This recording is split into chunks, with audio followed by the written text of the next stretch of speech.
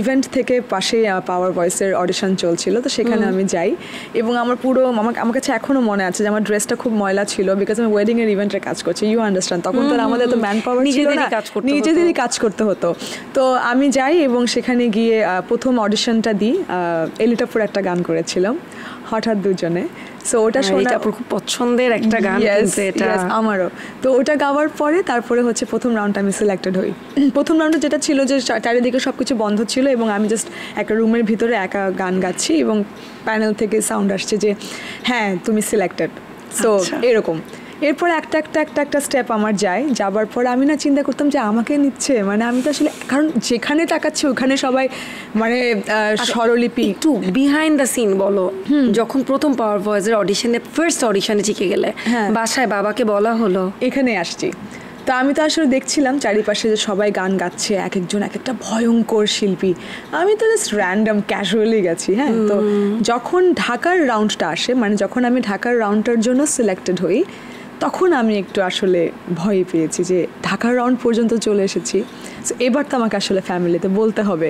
তার আগে পর্যন্ত কেউই জানে না। সো যেটা হয় যে ঢাকার রাউন্ডে যখন সিলেক্টেড হয় তখন ওখান থেকে বলা হয় যে একটা গার্ডিয়ানকে এসে একটু সিগনেচার করে যেতে হবে, তাহলে আমরা অ্যাপ্রুভ করবো যে তুমি ঢাকাতে যেতে পারছো। আমি চিন্তা করলাম কাকে বলবো, তো আমি আমার বাবাকেই ফোন করি ফার্স্টে। আমার বাবাকে বলি যে আমি এরকম একটা কম্পিটিশনে আসছিলাম, সো জিয়া ঢাকা রাউন্ডে জিতেছি, এবার কতজনের মধ্যে তুমি ছিলে, কতজন তোমার কন্টেস্ট্যান্ট ছিল চিটংয়ে? আমি বললাম যে ছিল মোটামুটি 40,000-এর মতন। বলে কি যে আচ্ছা ঠিক আছে, 40,000-এর মধ্যে তুমি কত নম্বর হয়েছো? আমি বলছি যে এখানের মধ্যে আমি টপ ফাইনালিস্টের মধ্যে আসছি, ওরা আমাকে ঢাকায় নিতে চায়। বলে আচ্ছা ঠিক আছে, আমি তোমার মাকে পাঠাচ্ছি। তোমার মা এসে তারপর সাইন করে আমাকে অ্যাপ্রুভ করে নিয়ে গেল। আমি বাসায় গিয়ে বললাম, ব্যাপারটা ছিল না যে মেয়ে কোথা থেকে আসলো গানে? শুনে আমার বাবা মারা না সবসময় জানতো যে আমি না সব কিছু নিয়ে আসলে খুবই ক্যাজুয়াল, আমি সবসময় মানুষকে সারপ্রাইজ করে দিতে খুব পছন্দ করি, মানে ওটা নিয়ে। এবং ওই বাধার জায়গাটাও ছিল না, মেয়ে যেটা চাই সেটা সে করতে পারবে। হ্যাঁ, পরে বাধা সম্মুখীন আমি হয়েছি, কারণ যখন আমার পড়াশোনার একটা গ্যাপ চলে আসছিল, যে আমার ইউনিভার্সিটিতে একটা সেমিস্টার ড্রপ হয়ে গেছে, তখন আসলে আমি আধা ঘন্টার জন্য প্রিমিয়ার ইউনিভার্সিটি।